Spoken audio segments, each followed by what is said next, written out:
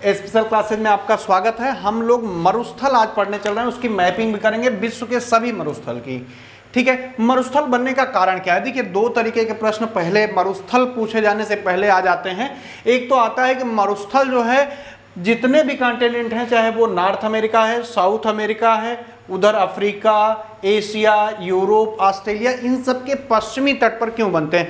महाद्वीपों के यानी कॉन्टिनेंट के पश्चिमी तट पर क्यों बनते हैं? दूसरा, मरुस्थल क्यों बनते हैं? ठीक है, उस देखिए मरुस्थल किसको कहते हैं? जहां पर वर्षा न्यूनतम हो या बहुत कम हो, या आप कह सकते हैं 20 से 25 सेंटीमीटर से कम वर्षा होने लगे, 20 से 25 से कम होने लगे, मतलब 20-25 के बीच भी होता है तो वो मरुस्थल कहलाता है। वर्षा जो कम होने का कारण होता है उसके लिए जिम्मेदार होता है टेम्परेचर। अगर हाई है तो प्रेशर लो होगा, तो बरसात वहां पे होनी चाहिए, ये रूल है। ठीक है, प्रतिलोम रूल होता है तापमान और प्रेशर के बीच।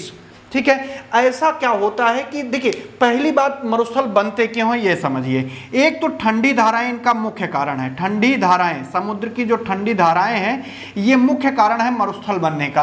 कैसे? देखिए, एक तो क्वेश्चन हमने बताया पश्चिमी तट क्यों बनते हैं। आप देखेंगे जितनी भी समुद्री धाराएं हैं वो हमेशा, जैसे कैलिफोर्निया की ठंडी धारा और इधर भी धाराएं जो हैं, सभी जो कॉन्टिनेंट दिख रहे हैं इसके पश्चिमी तट पर ठंडी धाराएं चलती हैं। कॉन्टिनेंट के पूर्वी तट पर आप देखेंगे तो हमेशा जो आपको दिखेगा, कौन सी धारा दिखेगी? हमेशा गर्म जलधारा। गर्म जलधारा यहां से विषुवत रेखा से शुरू होकर यहां तक जाती है, यहां तक गर्म रहती है, फिर यहां से आते आते धीरे धीरे ठंडी हो जाती है, बिल्कुल ठंडी होकर फिर गर्म होने लगती है। जो गर्म होने की स्थिति होती है, धाराओं की ठंडी होती है, उसके आधार पर जो मरुस्थल का निर्माण होता है वो नॉर्थ में 15 डिग्री से 35 डिग्री के मध्य और साउथ में 15 से 35 के मध्य। ठीक है, इन अक्षांशों के मध्य मरुस्थल का निर्माण सर्वाधिक होता है, यह ध्यान रखना है। दूसरा, पश्चिमी तट पर क्यों होता है? क्योंकि जो ठंडी धाराएं होती हैं, ठंडी धाराओं की वजह से अगर आप ध्यान से देखेंगे और समझेंगे तो आपको समझ में यह बात आएगी कि ठंडी धाराओं की वजह से बादल नहीं बन पाते। कारण इनका तापांतर बहुत अधिक होता है, दिन गर्म रात ठंडी। इस वजह से जो धाराएं हैं ये भी तापमान को कम करने का काम करती हैं, जिसकी वजह से मरुस्थलीकरण हो जाता है और हमेशा पश्चिमी तट पर। दूसरा क्या कारण होता है? दूसरा कारण होता है व्यापारिक पवनें। व्यापारिक पवनें क्या करती हैं? जो व्यापारिक पवनें होती हैं हमेशा पूरब से पश्चिम की ओर चलती हैं। पूरब से पश्चिम, मान लीजिए कोई पवन यहां से चली, इस अटलांटिक महासागर से चल रही है इस समुद्र से स्थल की ओर। ठीक है, इधर आते आते आप दूरी देख रहे हैं, कितनी दूरी? पश्चिमी तट पर पहुंचते पहुंचते काफी दूर हो जाती है। और जो नमी होती है वो महासागरों से उठाती है। अटलांटिक महासागर से नमी उठा ली और नमी उठाकर चली तो हवा वजन है। आगे जैसे ही कोई छोटा पर्वत पठार या अवरोध आएगा या अनुकूल परिस्थिति टेम्परेचर और तापमान की मिल जाएगी तो वर्षा कर देती हैं। तो जो पश्चिमी भाग होता है, अक्सर जितने भी कॉन्टिनेंट है उसके पश्चिमी भाग नमी से विचलित रह जाते हैं। नमी से मतलब नमी उनको नहीं पहुंच पाती है, तो व्यापारिक पवनें भी एक कारण है। तीसरा एक कारण है पर्वतों का बीच में पड़ना, जैसा कि अभी हवा के बारे में बताएं, कोई पर्वत पड़ गया, पहाड़ पड़ गया, उसकी वजह से हो सकती है। 14, प्रतिचक्रवात। प्रतिचक्रवात के कारण भी मरुस्थल का निर्माण होता है, क्योंकि प्रतिचक्रवात की स्थिति आप देखेंगे तो 15 से 30 डिग्री 35 डिग्री के बीच ही होती है। तो ये कुछ कारण है जिसकी वजह से क्या होता है, मरुस्थल का निर्माण होता है। हालांकि हम लोगों को मरुस्थल पढ़ना है, मैपिंग करनी है, इसलिए बहुत डिटेल में नहीं जा रहा है। दूसरा एक चीज और आप समझ लीजिए, जैसे मरुस्थल से आपके प्रश्न पूछे जाएंगे तो मरुस्थल से तो प्रश्न पूछा ही जाएगा, कौन सा मरुस्थल कहाँ है, लोकेशन क्या है। लेकिन एक चीज और पूछा जाता है, कौन सा मरुस्थल उष्ण मरुस्थल है, कौन सा शीतोष्ण है। देखिए, हम आपको हमेशा बताते हैं कि 0 डिग्री के 23.5 नॉर्थ पे आप जाएंगे और साउथ जाएंगे। ठीक है, नॉर्थ और साउथ, ये ट्रॉपिकल एरिया आपका कहलाता है। लेकिन जब आप इसकी बात करेंगे मरुस्थल की, तो कहीं कहीं ये बुक में 30 डिग्री तक मरुस्थल को उष्णकटिबंधीय मरुस्थल के अंतर्गत देखता है। तो पूरा ये क्षेत्र 30 नॉर्थ से 30 साउथ तक ये उष्णकटिबंधीय मरुस्थल यानी उष्ण मरुस्थल के अंतर्गत आता है। उसके बाद 30 से 60 डिग्री जाएंगे तो ये उपोष्ण के अंतर्गत आता है। जब 60 डिग्री आप पहुंचने लगते हैं तो उसके पहले ठीक समशीतोष्ण की स्थिति प्राप्त हो जाती है। 45 के बाद 30 से 45 तक उपोष्ण स्थिति रहती है, उसके बाद समशीतोष्ण की स्थिति। हालांकि दोनों लगभग सेम है, उपोष्ण और समशीतोष्ण, जिसे टेम्परेट ही सब ट्रॉपिकल ही कहते हैं, ठीक है। लेकिन टेम्परेट से पहले वाला जो स्थिति होती है और उपोष्ण के बाद वाली जो स्थिति होती है वो कहलाती है समशीतोष्ण। तो इससे भी हम लोग देखेंगे, जैसे उष्ण कटिबंध में आप देखेंगे सहारा मरुस्थल है, अटाकामा, ये सारे मरुस्थल जो है वो उष्ण कटिबंधीय मरुस्थल है, यहाँ पे गर्मी ज्यादा होती होगी। और एक कारण हो सकता है वृष्टि छाया क्षेत्र प्रदेश। वृष्टि छाया क्षेत्र प्रदेश किसको कहते हैं? जहाँ पे वर्षा कम हो। तो चलिए देख लेते हैं जो जिस टॉपिक पे हम लोगों को आना है। ये तो केवल ऐसे भूमिका के तौर पे था, किसी दिन इसको डिटेल में आपको समझाएंगे मरुस्थलीकरण होता क्यों है, कैसे होता है, क्या कारण है।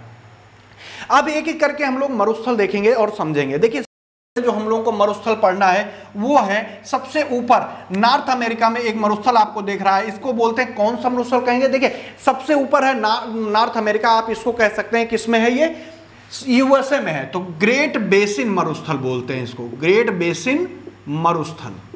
ग्रेट बेसिन जो मरुस्थल आपको दिख रहा है ये कहां पर है, एग्जैक्ट लोकेशन आप देखना चाहते हो तो आपको करना क्या होगा, ऐसे ही आपको नॉर्थ अमेरिका का मैप खोल लेना है और नेवादा और उटाह प्रांत आपको देख लेना है। ये देखिए नेवादा और उटाह प्रांत आपको यहां पे दिख जाएगा।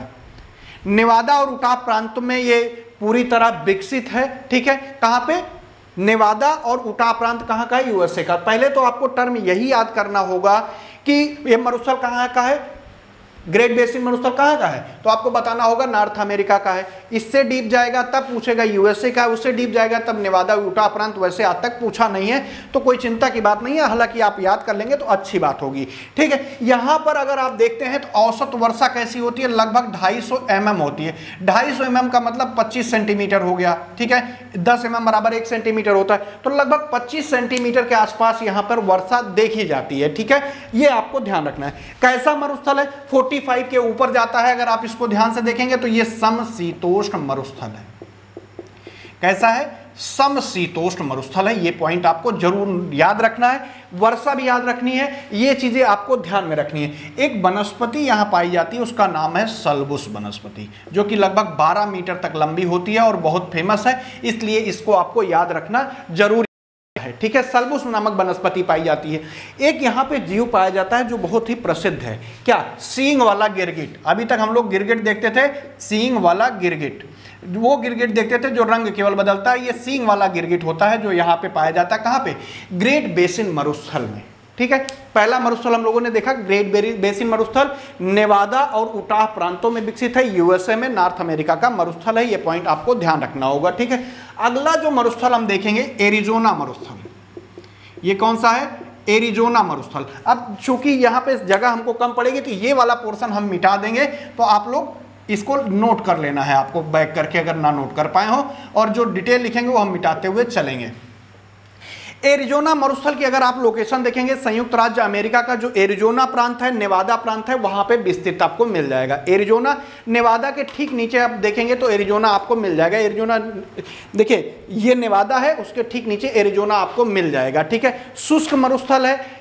एक चीज और आप ध्यान रखिएगा, विश्व के सबसे बड़े कैक्टस के जो पौधे होते हैं यहीं पर पाए जाते हैं। कैक्टस के पौधे, कांटेदार पौधे होते हैं, ये जो है एरिजोना में बहुत बड़े लंबे पाए जाते हैं, लगभग कभी कभी ये 12 मीटर तक यहाँ पर पाए जाते हैं। एक गर्म मरुस्थल है, ये भी पॉइंट ध्यान रखिएगा। थोड़ा सा आप देख रहे हैं विषुवत रेखा के नजदीक हो रही है, लेकिन देखिए यहाँ से यहाँ पे मरुस्थल इतने सारे क्यों बने? क्योंकि यहाँ से एक धारा जाती है जिसका नाम है कैलिफोर्निया की ठंडी धारा। किसकी? कैलिफोर्निया की धारा, कैलिफोर्निया ठंडी धारा यहाँ से होकर गुजरती है, इस कारण ये सब मरुस्थल बने। और ये कैलिफोर्निया की ठंडी धारा कहीं कहीं देखा गया है कि एरिजोना मरुस्थल को टच भी करती है, कहीं आप कह सकते हैं कि एरिजोना मरुस्थल से होकर बहती है, तो इसमें कोई संदेह मत करिएगा, ठीक है। तो ये हो गया कैलिफोर्निया धारा के कारण जितने भी अभी आपको दिख रहे हैं, बन रहे हैं, ठीक है। अगला मरुस्थल आप देखिए, तीसरा मरुस्थल ये आपको जो दिख रहा है ये है मोजाबे मरुस्थल। कौन सा मरुस्थल है? मोजाबे मरुस्थल है। इसकी क्या खासियत है? मोजाबे मरुस्थल की क्या खासियत है ये समझिए। कैलिफोर्निया हो गया, नेवादा हो गया, एरिजोना हो गया। कैलिफोर्निया, नेवादा और आपका एरिजोना, नेवादा, कैलिफोर्निया, इन प्रांतों में फैला हुआ है। उष्ण मरुस्थल है, ध्यान रखना है। यहां से एक नदी गुजरती है, उस नदी का नाम है कोलोराडो नदी। कोलोराडो नदी गुजरती है यहां से, किससे? मोजाबे मरुस्थल से। एक चीज यहां ध्यान रखिएगा, कोलोराडो नदी पर एक डैम बना हुआ है, उसका नाम है हूबर डैम, और ये बहुत इंपॉर्टेंट है, इसलिए यहां पे हमने इसको मेंशन कर दिया है। तो कोलोराडो नदी वो करती है, ठीक है, कोलोराडो नदी। कहां से? मोजाबे जो मरुस्थल वहां से बहती है, ये ध्यान रखना है। इस पर एक डैम बना हुआ है, हूबर डैम, जो कई बार आपसे पूछा गया है, तो इसके लिए आप कंफ्यूज मत होइएगा। जो मोजाबे मरुस्थल है एक ऐसा मरुस्थल है जो ज्वालामुखी क्रिया से निर्मित मरुस्थल है। कैसे? ज्वालामुखी की क्रिया से निर्मित एक मरुस्थल आप देख रहे हैं। अगला जो मरुस्थल देखिए, अब ये थोड़ा सा मुझे डिलीट करना पड़ेगा, ये मैं मिटा रहा हूं, आप इसको नोट कर लीजिएगा। देखिए अगला जो मरुस्थल आपको दिख रहा है ये वाला, ये है सोनोरन मरुस्थल। कौन सा है? सोनोरन मरुस्थल। अगर साउथ क्रम लगाने को आपको आज, तो ग्रेट बेसिन, फिर एरिजोना, फिर मोजाबे, फिर आपका सोनोरन मरुस्थल हो जाएगा। कहां पर स्थित है? तो मैक्सिको के पश्चिमी तट पर स्थित है, ये आप इसको बोलेंगे। और जो आप देख रहे हैं पूरे मरुस्थल जितने भी देख रहे हैं संयुक्त राज्य अमेरिका के या नॉर्थ अमेरिका के, वहां का सबसे बड़ा मरुस्थल सोनोरन मरुस्थल है। ये पॉइंट आपको ध्यान रखना होगा, नोट कर लीजिएगा। छोटे छोटे पॉइंट है, अगर आप ध्यान से देखेंगे तो याद रहेगा। यहाँ पे बड़े बड़े रेतीले टीले मिलते हैं, बड़े बड़े रेतीले टीले मिलते हैं, ठीक है, ध्यान रखिएगा। वर्षा आप देखेंगे तो यहाँ 250 mm होती है, मतलब वही 25 सेंटीमीटर के आसपास। यहाँ पे नागफनी मिलती है, नागफनी पौधा मिलता है जो कि काफी लंबे होते हैं, कई मीटर तक लंबे हो जाते हैं, ठीक है। 12 मीटर तक लंबे, 13 मीटर तक लंबे, 14 मीटर तक लंबे नागफनी वनस्पति यहाँ पाई जाती है। हम लोग जो नॉर्मली राजस्थान या इधर उधर देखते हैं वो 1 मीटर 1.5 मीटर तक, इससे ज्यादा नागफनी होता नहीं है, ठीक है। तो ये क्या है? नॉर्थ अमेरिका का सबसे बड़ा है, 25 सेंटीमीटर के आसपास वर्षा हो रही है, नागफनी यहाँ पे पाई जा रही है। ये 4 हो गए। क्रम आपको लगाना याद रखिएगा कि नॉर्थ में से शुरू करेंगे तो ग्रेट बेसिन, एरिजोना, उसके बाद मोजाबे, उसके बाद आपका सोनोरन आ जाएगा। सारे नॉर्थ अमेरिका के हैं। अगर इतना ही आप याद रख लेते हैं कि ये सब उत्तरी अमेरिका के हैं तो आपका काम हो जाएगा, इससे ज्यादा जरूरत आपको नहीं है, ठीक है। अगले पॉइंट की तरफ चलते हैं। आगे देखिए, समझिए। उत्तर से दक्षिण चिली और पेरू के मध्य में फैला हुआ ये मरुस्थल आपको दिखेगा, अटाकामा मरुस्थल। चिली और पेरू के मध्य विस्तृत है, ध्यान रखिएगा। अटाकामा मरुस्थल है, चिली और पेरू, यहां पे आप बल्कि नोट कर लीजिएगा, स्पेशली चिली और पेरू की सीमा रेखा पर स्थित है और विश्व का शुष्क, सबसे शुष्कतम मरुस्थल है। कहां का? विश्व का, ये हमने लिखा नहीं, विश्व का शुष्कतम मरुस्थल है, सबसे शुष्क मरुस्थल है। एक उष्ण कटिबंधीय मरुस्थल है। आप देख रहे हैं मकर रेखा के आसपास विस्तृत है, थोड़ा सा ऊपर आप कह सकते हैं विस्तृत है। ये जो मरुस्थल आप देख रहे हैं ना, यहाँ पे बहुत सारी चीजें मिलती हैं, जैसे नाइट्रेट मिल जाती है, आयोडीन मिल जाता है, बोरेक्स मिल जाता है, मतलब उसका भंडार है। किसका? नाइट्रेट का, आयोडीन का, बोरेक्स का, इन सब का भंडार आपको अटाकामा में देखने को मिलेगा। चांदी और सोने का भी भंडार आपको अटाकामा मरुस्थल में देखने को मिलता है। तो नाइट्रेट हो गया, बोरेक्स हो गया, उसके बाद आयोडीन हो गई, सोना हो गया, चांदी, इन सब का भंडार यहाँ पर आपको देखने को मिल जाएगा। औसत वर्षा आप देखेंगे तो सुन के आप दंग रह जाएंगे, मात्र 15 mm है, यानी 1.5 सेंटीमीटर मात्र यहां पर वर्षा होती है। इसीलिए यह विश्व का सबसे शुष्कतम मरुस्थल आप देख रहे हैं, ठीक है। अगला जो मरुस्थल अर्जेंटीना के पूर्व में फैला हुआ है, इसका नाम है पेंटागोनिया मरुस्थल। पेंटागोनिया जो मरुस्थल है, इसको आप देखिए, इधर अटलांटिक महासागर है, इधर एंडीज पर्वत श्रृंखला, ये एंडीज है, ये राकी पर्वत श्रृंखला है। तो ये एंडीज जो पर्वत श्रृंखला है, तो कह सकते हैं आप पेंटागोनिया के पश्चिम में एंडीज पर्वत श्रृंखला है और पूर्व में क्या है? अटलांटिक महासागर है। कभी कभी पूछ सकता है अटलांटिक और एंडीज के बीच में कौन सा मरुस्थल फैला हुआ है, तो ये आप ध्यान रखिए। लगभग 6,73,000 वर्ग किलोमीटर में फैला हुआ है। पूरे विश्व का 5th लार्जेस्ट जो है वो डेजर्ट है ये, ठीक है। 5वां सबसे बड़ा मरुस्थल है, सहारा सबसे बड़ा है, उसके बाद गोबी है और रबल खाली है। बाकी आपको क्रम हम बताएंगे। सबसे बड़ा कौन है? सहारा, फिर गोबी है, फिर रबल खाली है। पेंटागोनिया 5वें नंबर का सबसे बड़ा मरुस्थल है, ध्यान रखिएगा। एंडीज और किसके बीच में है? अटलांटिक महासागर के। यहाँ पे जो वर्षा होती है वो 100 से 200 mm के बीच होती है, यानी 10 सेंटीमीटर से आप कह सकते हैं 20 सेंटीमीटर के बीच यहाँ पे वर्षा होती है। सेंटीमीटर भी याद रखना जरूरी है, याद रखिए ना रखिए, समझ जाइए आप, बस आप कभी भूलोगे नहीं, ये निश्चिंत रहिए, कोई दिक्कत नहीं होगी आपको, ठीक है। अगला जो मरुस्थल आप देख रहे हैं अफ्रीका में, ये सहारा मरुस्थल है। अच्छा, जब तक हम लोग पढ़ रहे हैं ये समझ लीजिए, जो ये आपका नॉर्थ अमेरिका है, 3rd लार्जेस्ट कॉन्टिनेंट है, 3rd लार्जेस्ट है, ध्यान रखिए। कितना क्षेत्रफल में? तो 16.9% भूभाग में फैला हुआ है। देखिए आपको बता देते हैं, जो ये साउथ अमेरिका आप देख रहे हैं, ये 4th लार्जेस्ट है।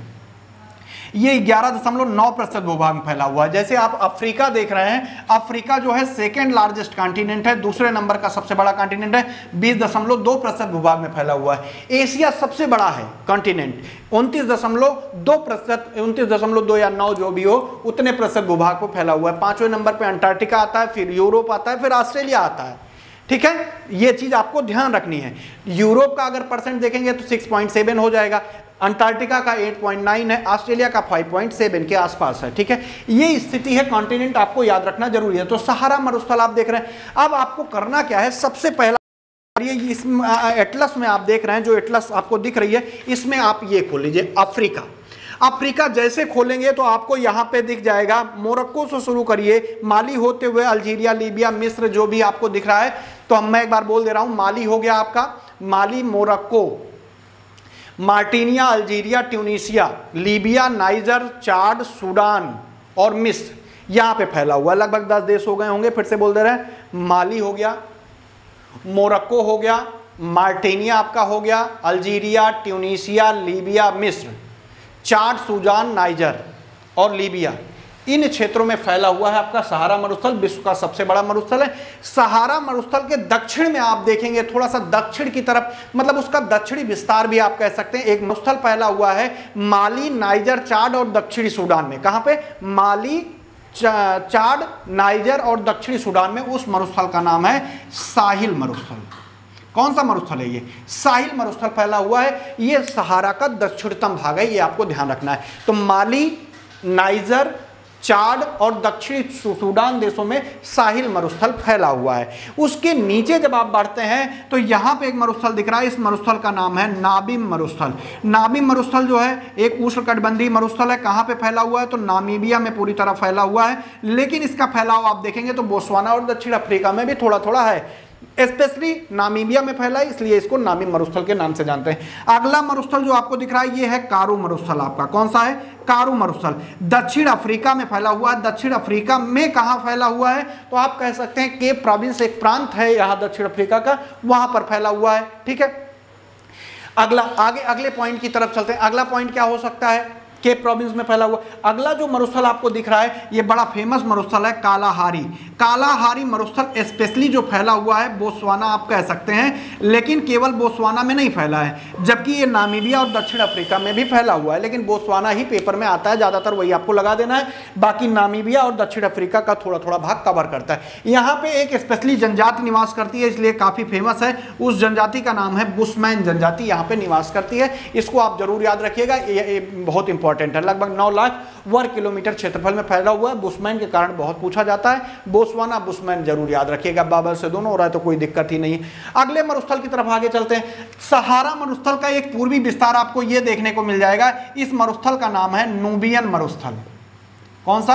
नूबियन मरुस्थल। नूबियन मरुस्थल की अगर आप लोकेशन सबसे बेस्ट जानना चाहते हैं तो आप कह सकते हैं लाल सागर के पश्चिम। ये लाल सागर है, ये रेड सागर है, ये रेड सी है, लाल सागर आप है, तो लाल सागर के पश्चिम में स्थित है, आप सीधे सीधे कह सकते हैं। ठीक है, मिस्र और सूडान की सीमा पर स्थित है। थोड़ा सा शायद नीचे हमसे बन गया है, थोड़ा और ऊपर इसको बनाना चाहिए। मिस्र और सूडान की सीमा पर स्थित है। किसके? मिस्र और सूडान की सीमा पर स्थित है। ये आपको पॉइंट नोट कर लेना है। मिस्र और सूडान की सीमा पर स्थित है। लगभग 40,000 वर्ग किलोमीटर में फैला हुआ है। यहाँ पे भी एक जनजाति निवास करती है, उस जनजाति का नाम है बद्दू जनजाति और बड़ी प्रसिद्ध है, इसलिए नूबियन मरुस्थल काफी फेमस है।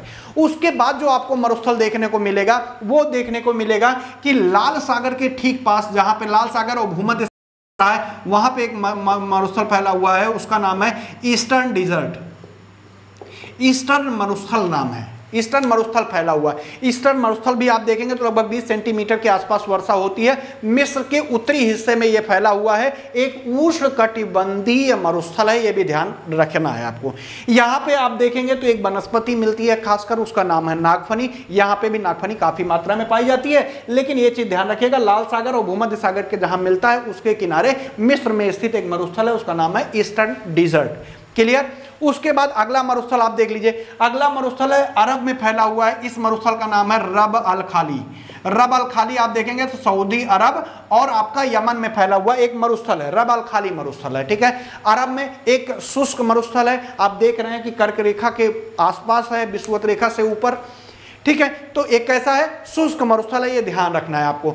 इस मरुस्थल, ये मरुस्थल बहुत फेमस है, कारण इसका ये है, रब खाली मरुस्थल फेमस क्यों है, यहाँ पे पेट्रोलियम काफी मात्रा में मिलने का अनुमान लगाया गया, भंडार मिला है, इसलिए काफी महत्व इसका बढ़ गया है। ठीक है।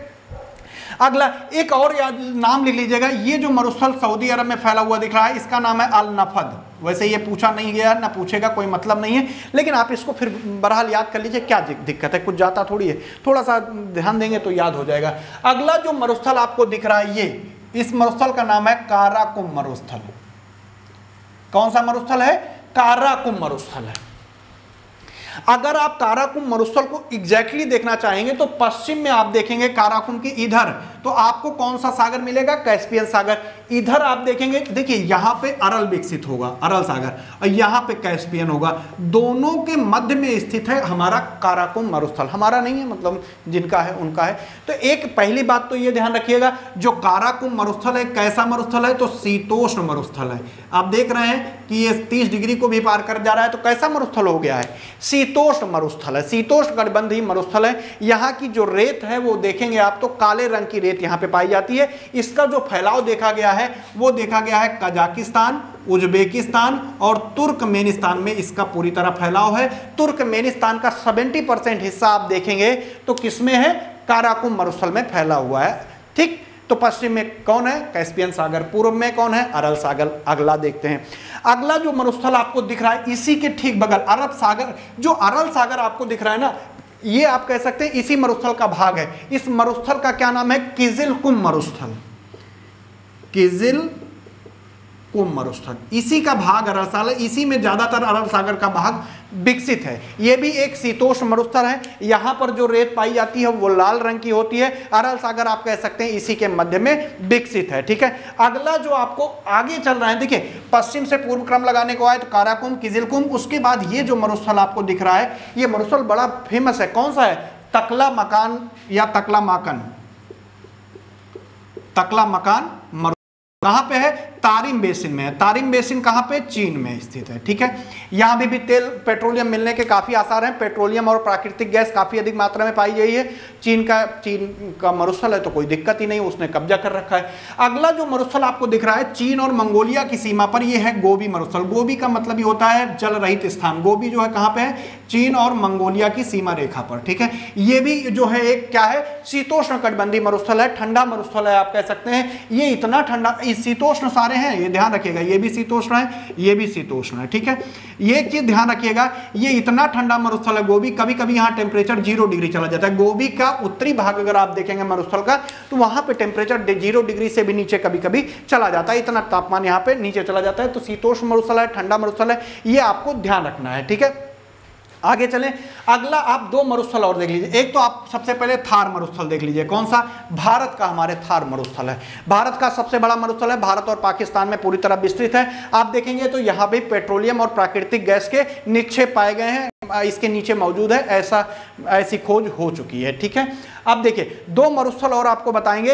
एक मरुस्थल ये आपको दिख रहा है ईरान में, तो ये है दस्त-ए-कबीर और दूसरा है दस्त-ए-लुट।